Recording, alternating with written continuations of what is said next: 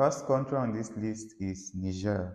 So if you are from Niger Republic, 54% of people living in Niger Republic lack access to clean drinking water. So Niger Republic is one of the largest countries in Africa, and we have a lot of people living in this country. And being an African country, there are a lot of things that come like political issues, corruption, and so many destabilization that makes it difficult for people to have access to drinking water. And a lot of people, even in Niger, live on under $2 per day, which is very, very low compared to most countries in the world. So if you are from Niger and you are thinking of a business to start, in short, I've actually had people from Niger who have reached out to me to say, okay, they are thinking of setting up a water factory and they want me to put them through. So yeah, similarly, if maybe you are thinking of setting up a business and you are from Niger, but you don't know which business to actually invest in, and from the statistics I can see here, there's a huge demand for packaged water. So if you live in this country, I will highly recommend you think about setting up a water factory. The equipment can even be supplied to you from Nigeria. That's if you don't have access to it there in Niger. The next country is Guinea. So a lot of people in this country, they live in rural areas, and by living in remote communities, they have poor access to affordable drinking water. Often islanders in these countries, they struggle with clean water even for sanitation and handling basic hygiene practices. So if you are from this country and you are thinking of a business to actually invest in, or maybe an NGO, you are thinking of one of those countries that you would like to, offer a service to the people and provide clean drinking water for them. Papua New Guinea is one of those countries that would greatly appreciate and need your help. And they also suffer from a lot of flooding events and damage to property. So a lot of these things also contribute to the poor access to clean water in this country. So by investing in this country too, we will be helping a portion of this 55% of people that don't have access to clean water. The next country here is Democratic Republic of Congo.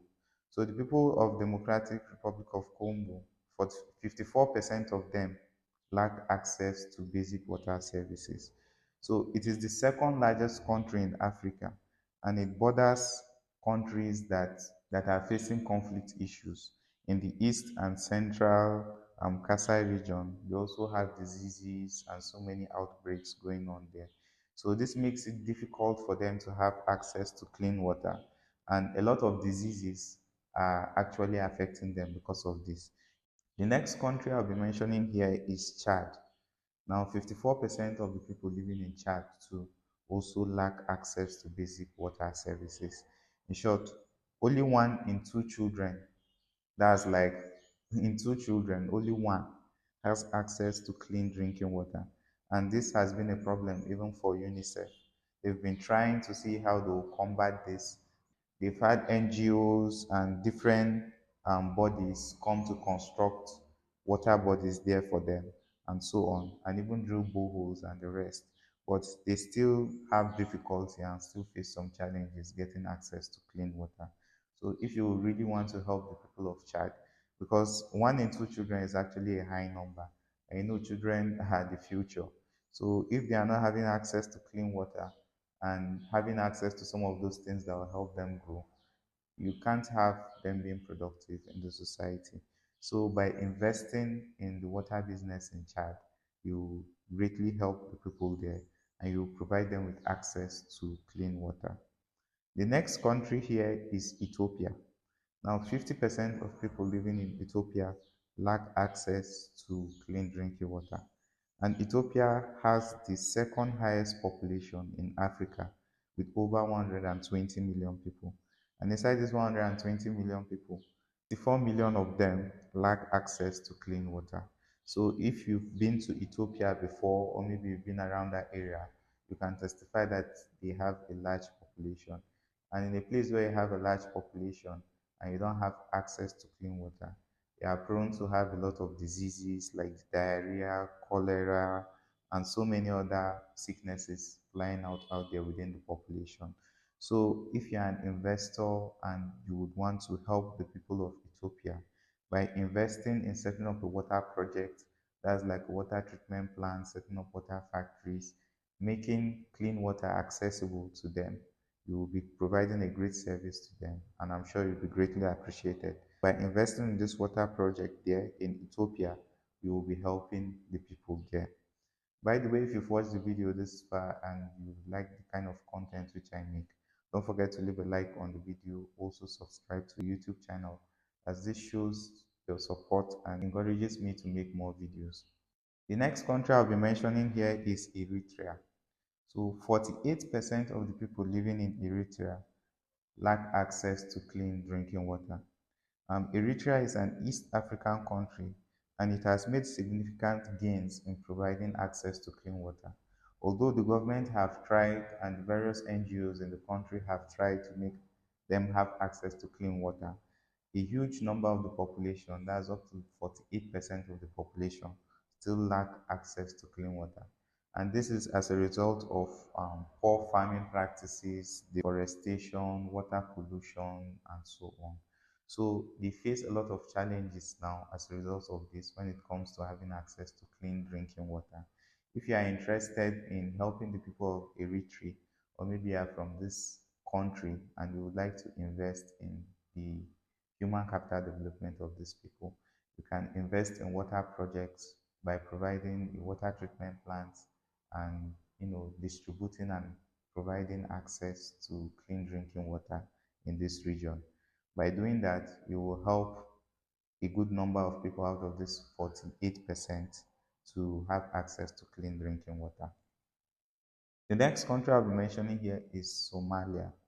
So 44% of people in Somalia lack access to clean drinking water. And this is due to some reasons like poor hygiene, the water-related diseases that are present in those areas. Even the water sources too are not very good. And you have things like droughts, you have conflicts, and so on. So a lot of these factors also come into play, and it makes it difficult for people to access clean drinking water. And when there is no clean drinking water, you have people who are sick, you have so many people who are going into crimes, even just to get water, and so on.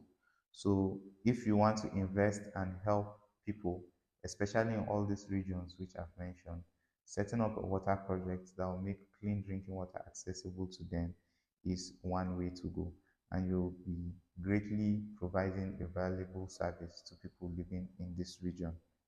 The next country here I'll be mentioning is Uganda. I'm sure I've had people from Uganda who have watched my videos in the past. Shout outs to you people. They've actually reached out to me and asked me on how they can go about setting up a water factory project in Uganda. So Uganda has 44% of its population who don't have access to clean drinking water.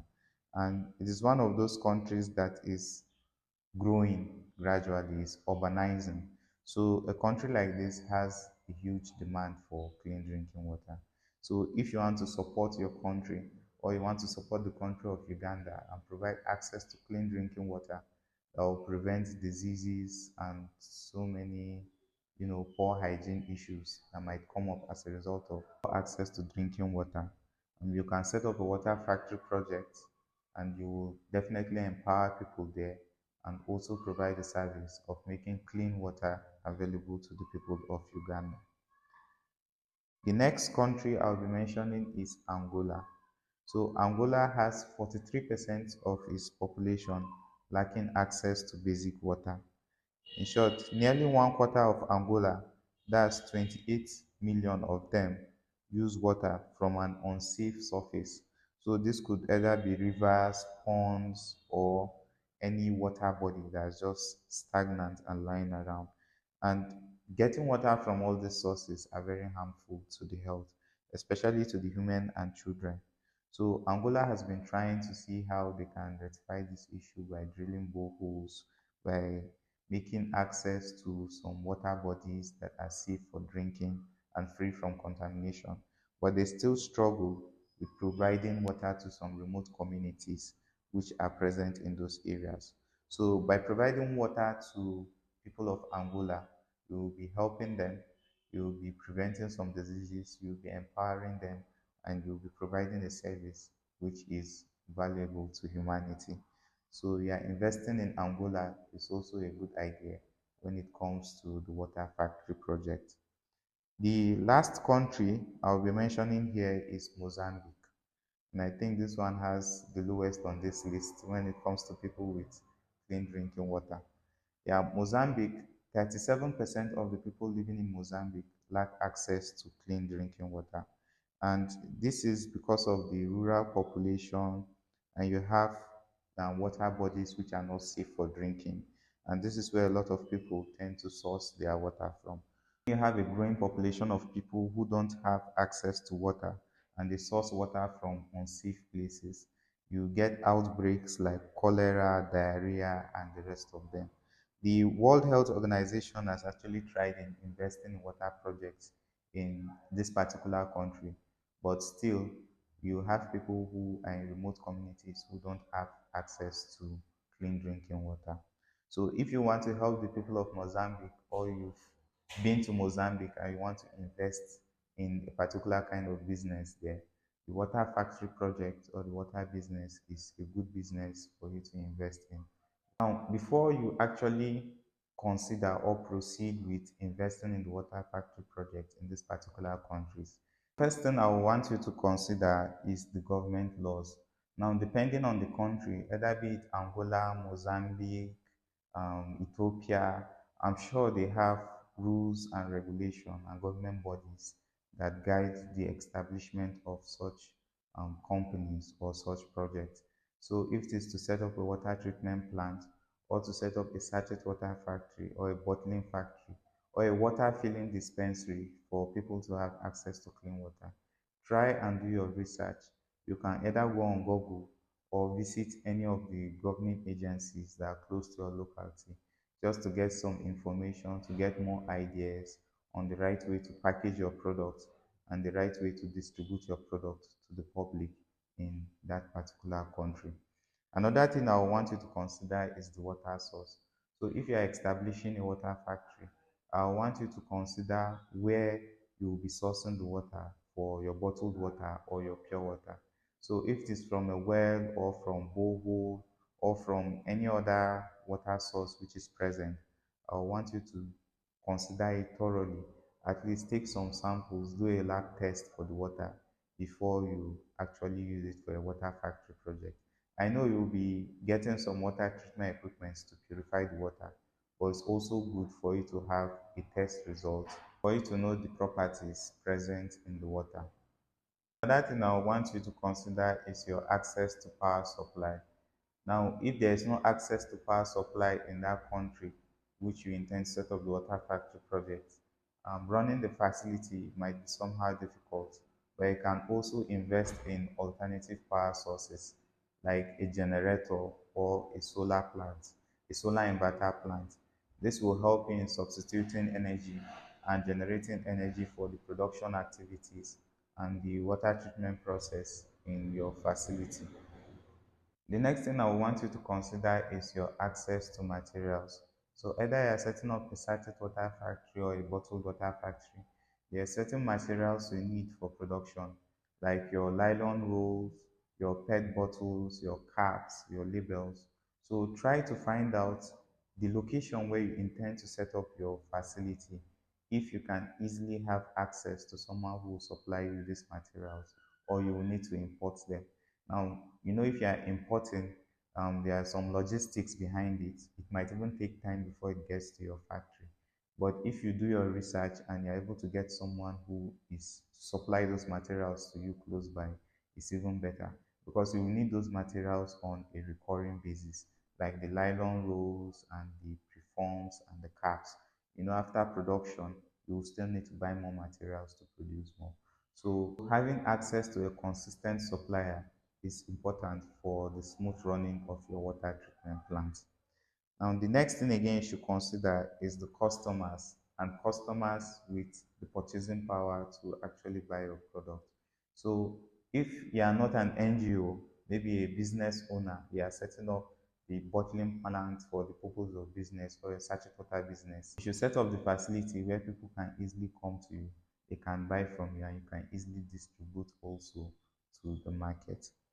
If you are interested in learning more about setting up a water factory project, I do offer one-on-one coaching sessions where I go into deep down details on how to establish the project. And this is usually specific to the person which I'm consulting for. So if you're interested in learning about the water factory project and you would like to invest in the business, I'll leave my WhatsApp contact on the screen.